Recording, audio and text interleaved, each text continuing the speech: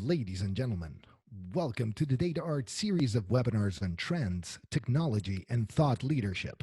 Today's webinar, titled Bringing Flexibility to Travel Companies, will focus on how these organizations are managing to increase operational flexibility and overcome the travel industry brain drain challenge during these turbulent times. Please welcome our moderator, Head of Travel, Transportation, and Hospitality Practice at DataArt, Mr. Greg Abbott. Good morning, good afternoon, good evening. Thank you for joining us today. As Marco shared, this is another webinar in an ongoing series covering travel industry trends, technology, and thought leadership. Today we're covering flexibility. The travel industry continues to operate in extreme conditions where nobody knows what next month will bring. Those companies surviving are forced to new heights of creativity, requiring flexibility in many areas of their business. Today, we're joined by three industry experts to talk to us about what they're seeing in the market and how hyperflexibility is now table stakes. Let's first welcome Flo Lugli, founder and principal at Navesink. Good morning, Flo. Good morning. How are you, Greg? I'm doing great. Welcome. We're thrilled to have you. Thanks so much for joining us. Sure, I'm glad to be here. Thanks for having me. Could you share a little bit about your background and what you're up to these days? Sure. About 7 years ago, I started my own consulting firm, and I advise companies at the intersection of travel, hospitality, and technology, primarily focused on marketing, distribution, and digital areas.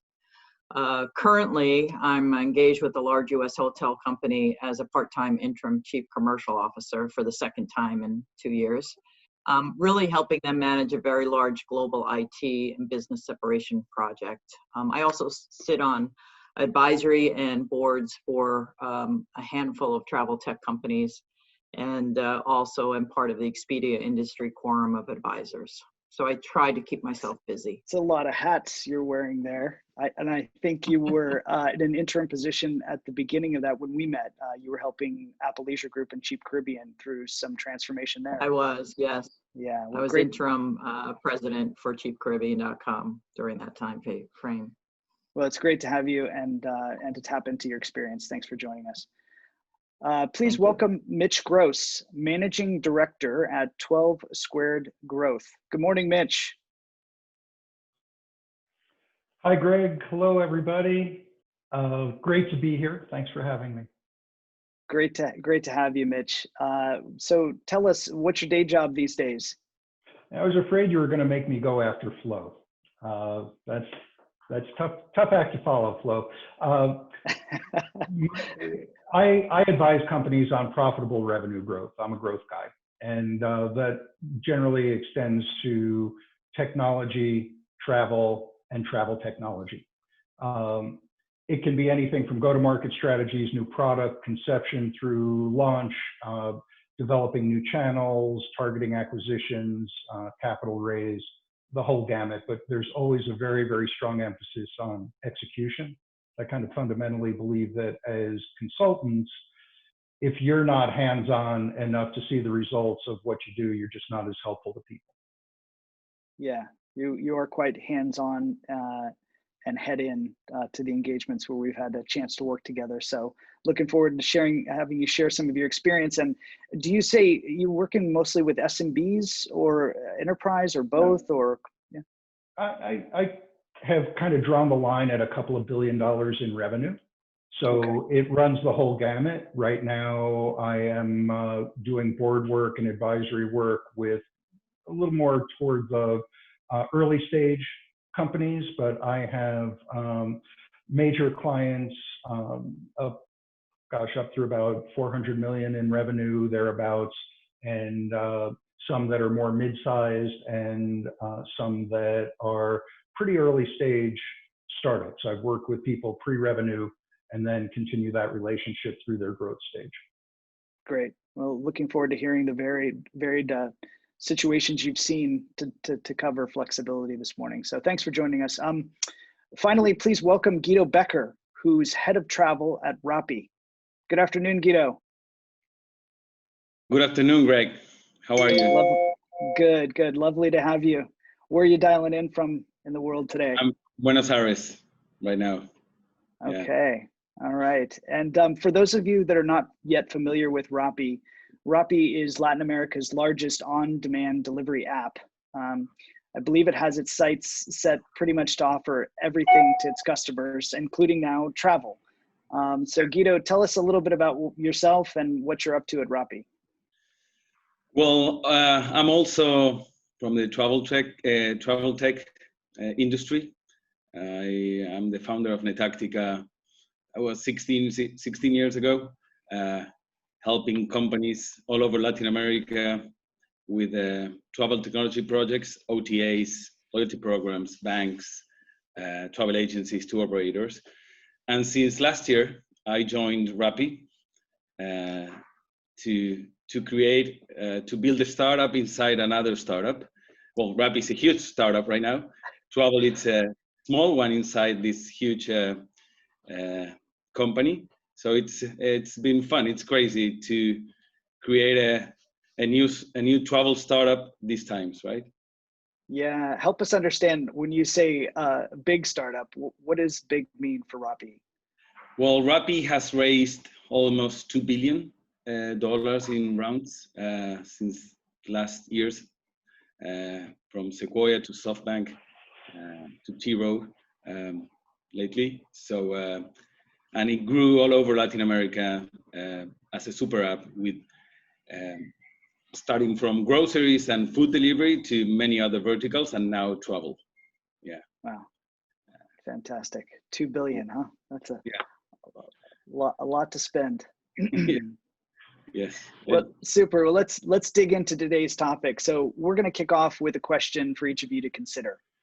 The crisis has brought a myriad of challenges to the travel industry, and those that are surviving are adapting. Consider the following statement. Companies who invested in resilient technology platforms will be in a better position for recovery.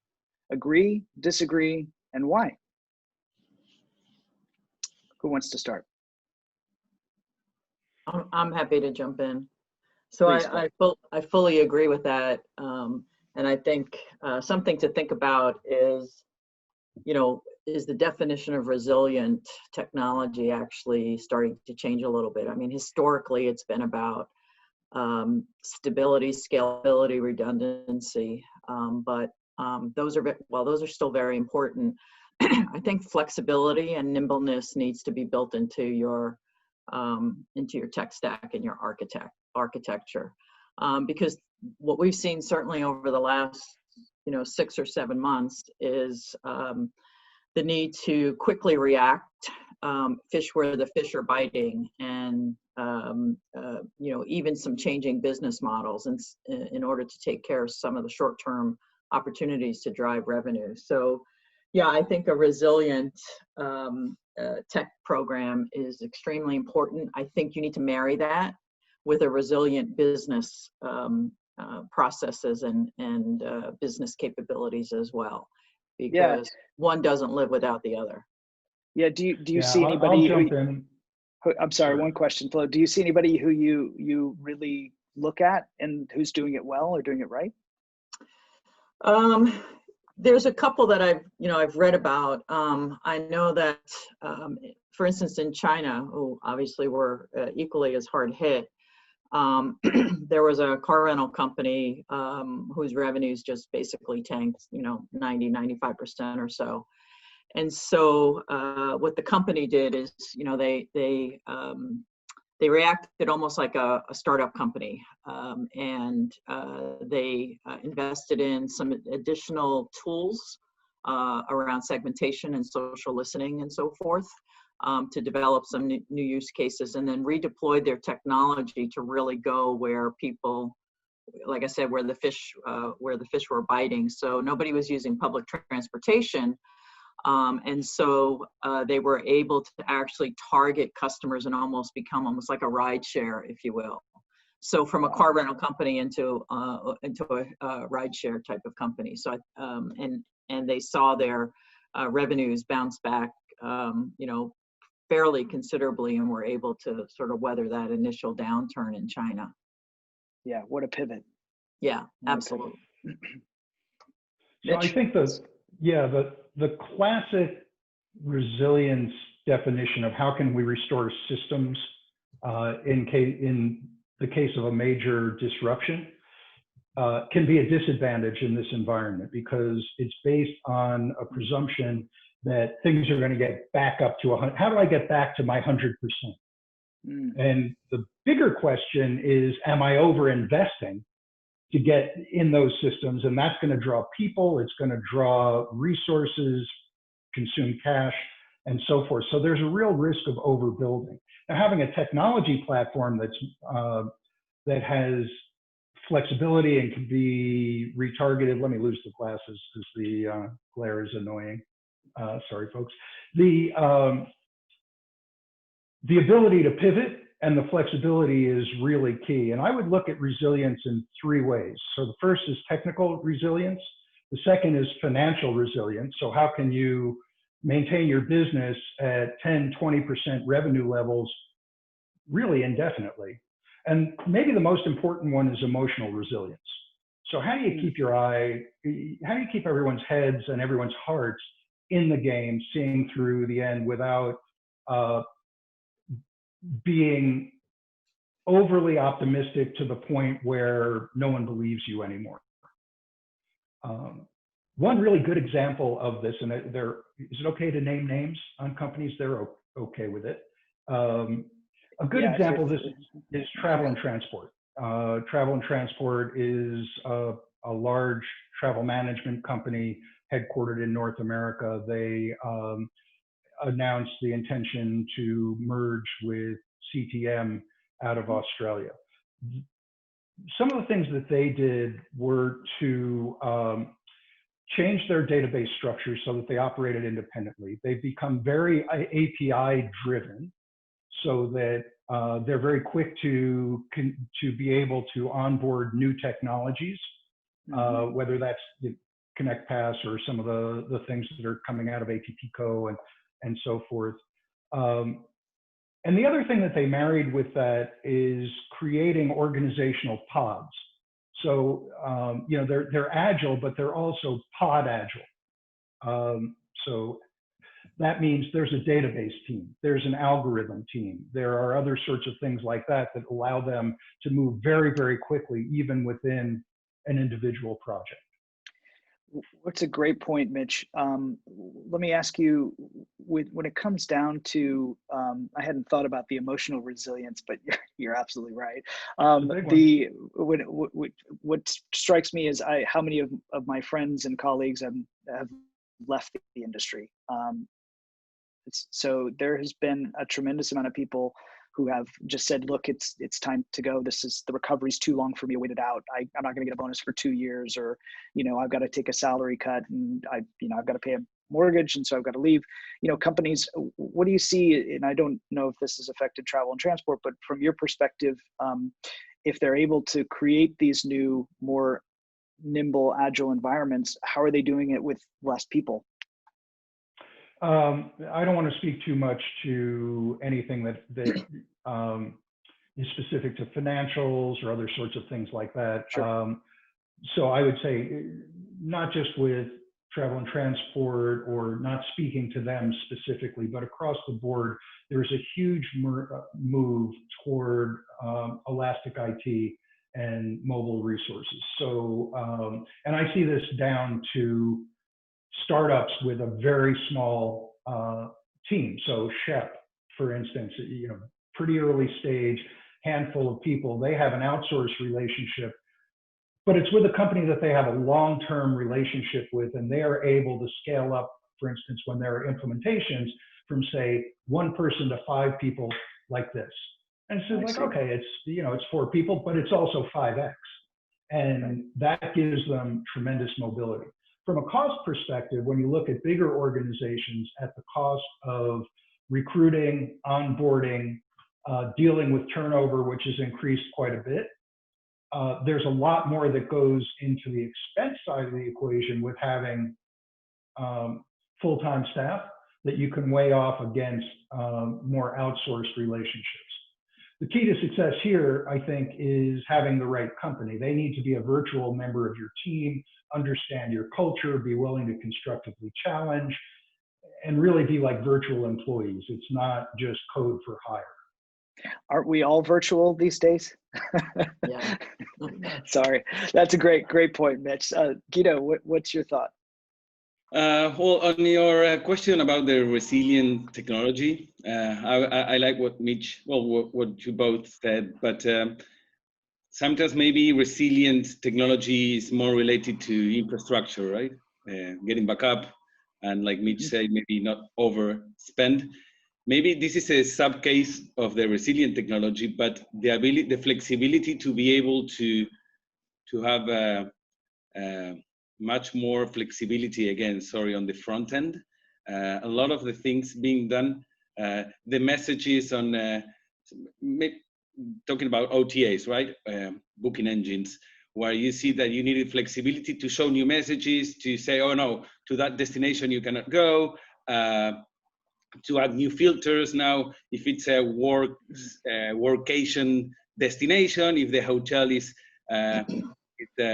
friendly to work there. So there, if the company is more prepared on the front end and the APIs are there on the back end, I think you're more prepared to just pivot, maybe not huge pivoting, but at least some pivoting inside the industry that you need. I think you'll be much more prepared. At least is what I've been seeing these days. Some companies are struggling on adapting the front end and the user experience to this new booking engine, new normal, and some companies are more prepared than others. Is that sorry, go ahead.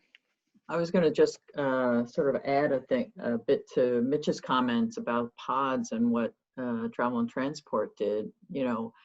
I think one of the things we've learned through this, and I think will continue as a trend, is that skills requirements are evolving. So I'm having conversations about not right sizing, but right skilling with my clients as we talk through organizational changes. And historically, you would have people who had specific skills or expertise. Maybe this is what they're doing in the pods, Mitch, but I think, now I think people need to think about collective skills. The idea is that you minimize risk to the business if one person leaves the operation by making sure that the skills are distributed. It certainly forces a more collaborative business environment. I think that the other thing that with all of us working at home, one of the big, I think, skills that people haven't thought about is the concept of indistractability, being able to work with a lot of distractions going on, whether that's your kid or your dog or your cat or whatever, and remaining focused. And I think that's going to be something that HR departments are going to be starting to think about when they look at sort of the overall capabilities and skills of employees in the future. That's a great point, Flo. And to build on that, aside from we all need the skill to teach our dogs to not bark during webinars. I don't know how you interview for that. There's one of the key skills I think is going to be the ability to onboard new people quickly. So when you look at project management or any sort of an agile team, now you're going to be dealing with new players, or you're dealing with external resources instead of an internal team, and you have a different rhythm in communication and different cultures and different time zones and things like that. One critical skill is the ability to create cohesive teams very, very quickly and point them in the right direction and manage to that. Mm-hmm. And it's tough doing that remotely, right? There's the people skills you need, social skills to put people together and build teams. Doing it through Zoom and Teams and Google Meet, it's even tougher to do it fast. Great points. I was busy doing something else while you were talking, adding to my LinkedIn profile Or I was going to chime in with squirrel. So the do you think that companies that are positioned with better processes and procedures are going to leapfrog? Like when you talk about collective skills and knowledge sharing and the ability to work distributed, to me that resonates. This sort of companies that are using methodologies and processes in place are makes it easier to map in people that are not yet there, to get them on board, and allows these processes and procedures to help bring everybody onto the same page. Is that something that you are witnessing? Is that just my idea out of my head, or what are your thoughts on that? I think certainly making sure that you've got the right processes, communication, repeatable, so you can onboard people faster and easier is important. I would caution, however, that you don't get so tied up in your processes that you're unable to be nimble or to challenge whether that continues to be the best way of doing things. Sometimes people create these huge operational manuals and then they're like, okay, that's the way we're operating regardless. Generally it's the larger companies that do that, but yeah, I think that certainly helps in getting people on board. And it's even harder today, right? Because you're onboarding folks in where they actually can't get in and meet people and build real relationships and feel like a real part of the team. Because they don't really know these people in person. They only see little pictures on a screen. So that is a challenge. But I think you have to have a balance. Let me put it that way. A balance of really good processes and documenting sort of the repetitive things that you have to do with the ability to actually challenge the status quo at the same time. Rigidity is the biggest risk here. So the more documented and standardized things are, the harder it is to flex.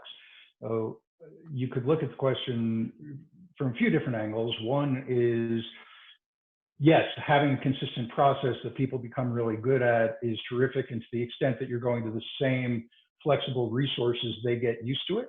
Or you could look at it and think, maybe it's more important to flex your process around what's comfortable and productive for the people who are on your pod and your team, and blend it that way.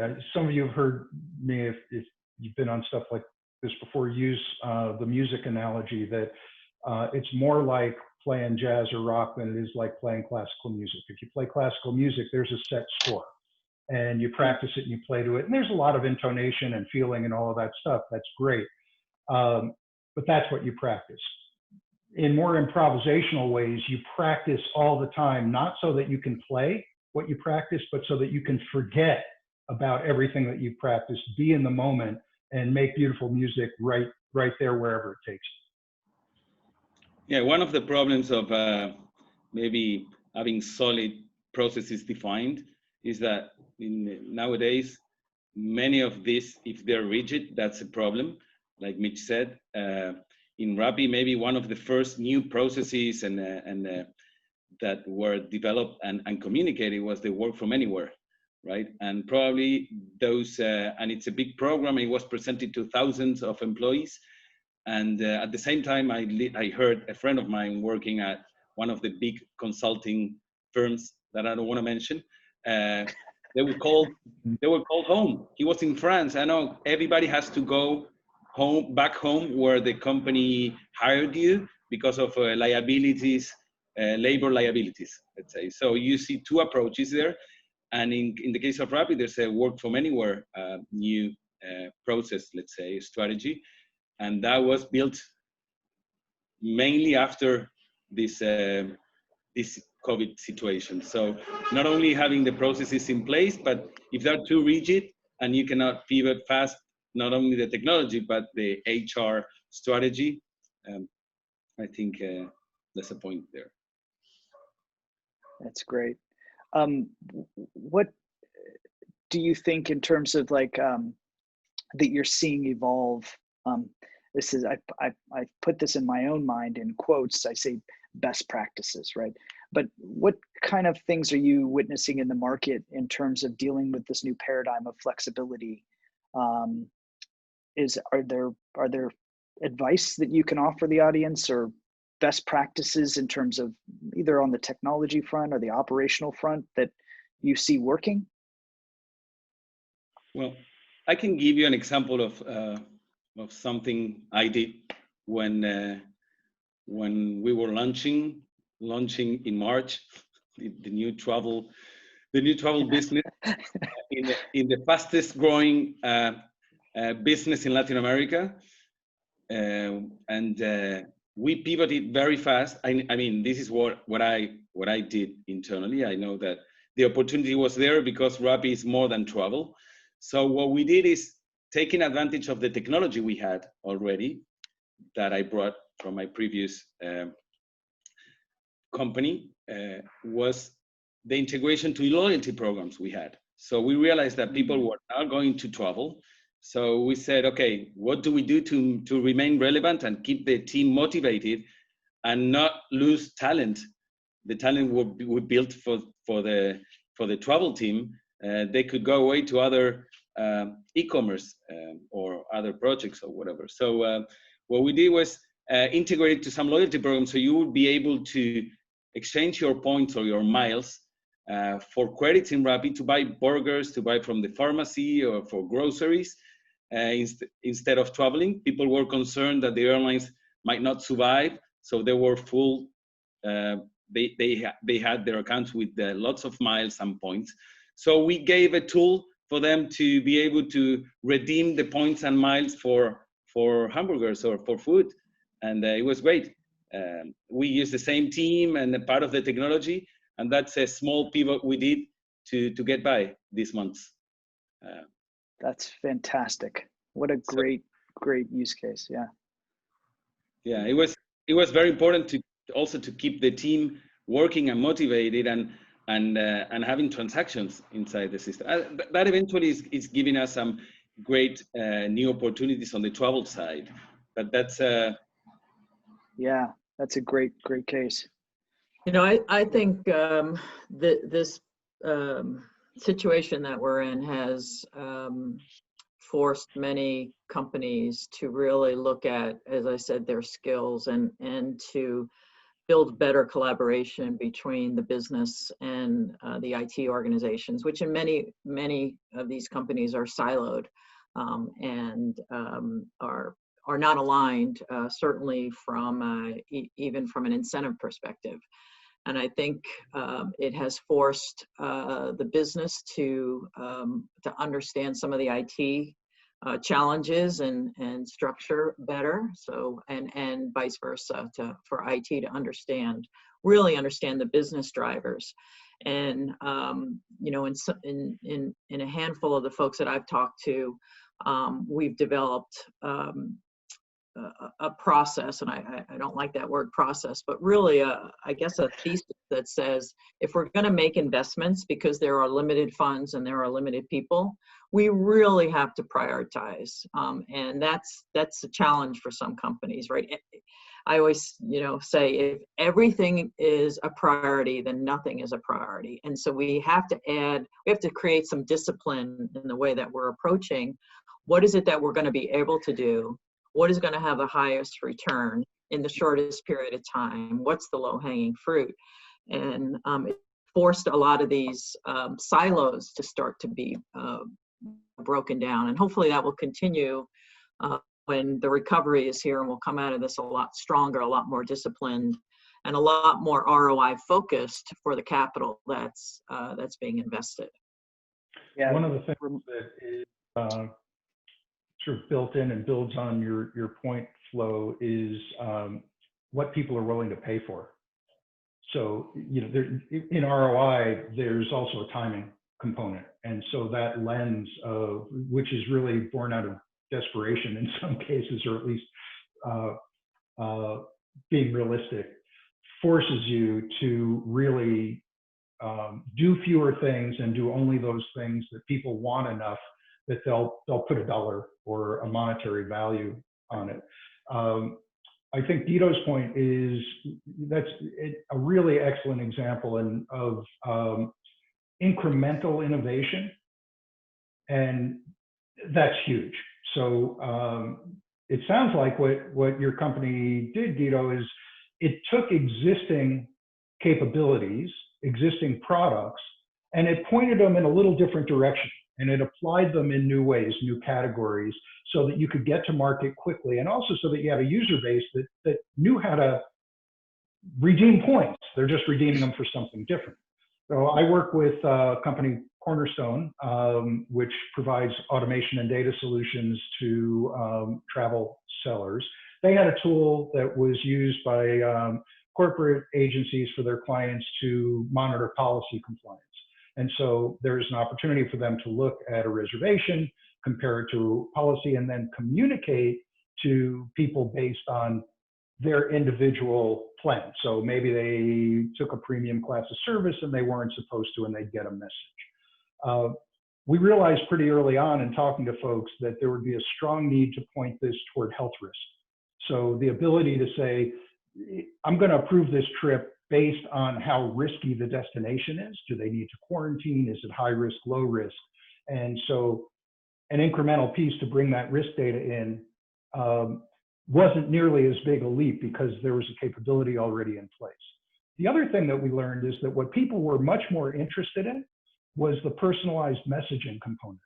Compliance, great, really important, but the ability to get to individuals at the right point in time in their trip with a specifically tailored message resonates really, really strongly with people. So sometimes it's just a question of what you dial up and what you dial down within existing capabilities. Those are really good points, Mitch, because I know that I've had a couple of clients and colleagues actually where during this situation, analytics has really risen to the top of making sure that we have the right capabilities. So what kind of data can we get? How can we analyze this data so that we're making better informed decisions, but also that we're making the right offers to help drive the business, whether that would be in the B2B world or in the B2C world. And so I think, coming out of this, I've been sort of preaching this for a while, that data is the number one asset of almost every company, but most of them don't treat it that way. And I think coming out of this, that most companies are going to realize that being able to get the data quickly, to be able to look at it, to analyze it, so, move on from reports about what happened and move more into what if scenarios. And one of my clients actually implemented a tool that allowed them to actually, when they were doing their revenue management, is to say, if a Big Ten game cancels, what's the potential impact on the hotels in the area? Or if a hurricane hits, what's the potential impact? Running those different types of scenarios, I think, will become much more integrated into processes, standard processes going forward. Greg, I think we have a great question from the audience. Probably Sure. We'll go with. Sure. Do any of you have experience with STO, single thread ownership organizations? This eliminates setting priorities in that each time only has one focus. Single thread organization. Maybe, Yeah. Mitch, are you working with anybody that is organized like that? Unfortunately not.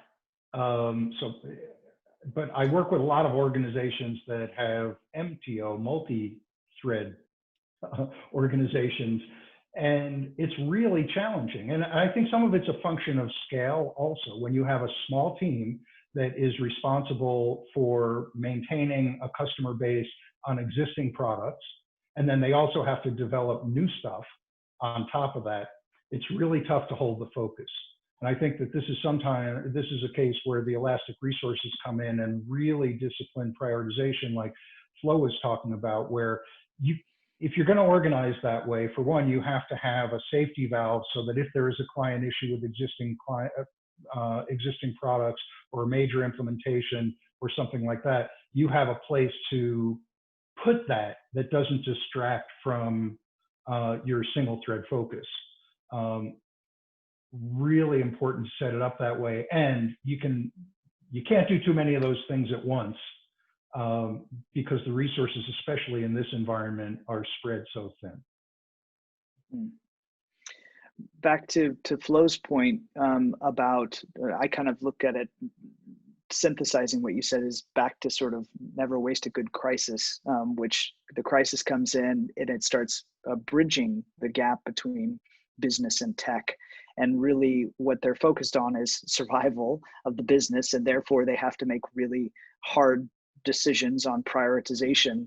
And back to the data part, like, you know, make your hypothesis based on science, right? Where you're using a good foundation of data to make the best guesses, to know where to prioritize and bet. Do you see anybody that's really been able to come down to that narrow focus? I know you work with large organizations, but have you seen anybody be able to bring it down to single thread focus on this is what we got to be able to do, this objective to survive over the next few months? Yeah, so one of my clients, I mean, and I actually sit on the board of this organization, provides B2B services to a number of hotel companies. And, you know, as we started in sort of the February, March timeframe and creating different recovery scenarios, and would go to the board and they'd say, your worst case should be your best case, and now give us another worst case.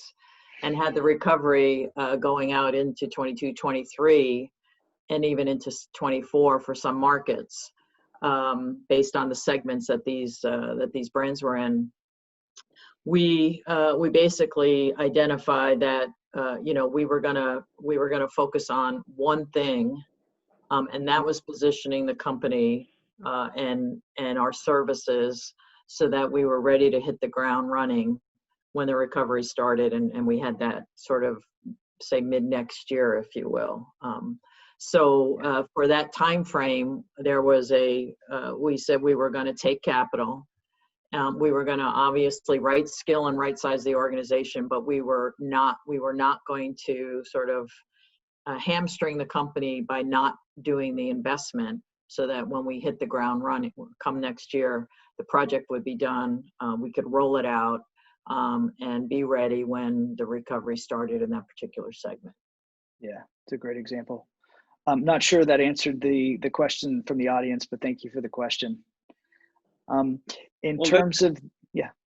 No, I was going to say that sometimes we talk a lot about flexibility and pivoting, but what I saw in Netactica, my previous life or hat, let's say, was that I like what I heard from Philip Wolf one time saying that this is a great opportunity to do something that usually you say, I don't have bandwidth for that. I don't have bandwidth for that. So we reached this point, this crisis, where a lot of the resilient and flexible technology you needed, it's not there because you prioritize something else. It would have been great to have this that we discussed for 5 years, and we never did it. So I saw Netactica do that this year. It did it downsized. And Netactica said, okay, I'm gonna focus, similar to what Flo said, I'm gonna focus on doing a lot of the things that were in the pipeline and we didn't have the bandwidth to do. And considering that there's much less support and things going on with customers right now, so let's focus on doing all those things that we owe ourselves, the technology debt. So focusing on that and be much better positioned when things get back to normal. Yeah, Guido, I had another client who was a startup, and so they were constantly struggling, like servicing the customer, the hotels, and then also needing to develop some functionality and integrations. Yeah. And when this whole hit and the industry shut down, there were no transactions. That the hotels were shut, and so they literally just went in over about a 4 or 5 month period and built out all of the features, functions, and integrations that the customers had been asking for, but which they were sort of torn because they were limited in their resources between service and support and development. So they took it as an opportunity to build up the product. And fortunately, they had the financial wherewithal and the backing to do so. That was going to be my follow-on question. Do you think that the size of the business is an advantage or disadvantage in this time? I think of like the last sort of economic crisis, too big to fail. Like, does travel have companies that are so big that this crisis may founder them, or is being small that you're nimble enough to move and change? Is there anything that you can think of in your opinions on small versus large companies, enterprises? Yeah. Go ahead, Guido. No, go ahead. Okay. Well, there's some gray areas. I've seen big companies, and as being so big, they're maybe too big to fail. Public companies, but they survive financially, but they lost so much talent. So we need to see if they really survived. Maybe you see more big companies surviving right now because they still have resources and they can shrink a bit, but I don't know if they're going to be able to perform as they did in the past. So we don't know that right now. Probably we'll need to wait and see. So that's maybe being big helps financially, but maybe being small helps you to attract a couple of resources that maybe are with great skills that will make you be much more prepared for what's next. And maybe the big one will be ready financially, but they lost a lot of the magic they had. So there's a trade-off there. Point. Yeah, I think it's an advantage and a disadvantage. I mean, a large company, could have legacy systems. They obviously have competing priorities, generally siloed organizations, but they are able to withstand longer term effects, as Guido said, because they have access to capital and so forth. I think the real success will be those sort of big companies that actually have a startup mindset. And so they favor action over research and say testing over analysis. No, paralysis by analysis. Test and learn and fail quickly. And I think that's a cultural issue that some companies have and some don't. Encourage agility and accountability, and they'll be okay. Startup companies, of course, probably have all that. What they don't have is sort of the runway in many cases. Yeah. And that's the challenge. So that's great point. I think it's more too big to fire sale than too big to fail. So we see a lot of folks who are out there looking for distressed assets right now, and you see maybe a little more activity or a lot more activity toward the smaller end of the spectrum because of all of the issues around capital and so forth. I think there's a hidden risk, and I agree with both Flo and Guido around agility and how culturally it's hard to move fast. You have a big installed base of customers. They have to be willing to move along with you, all of those things.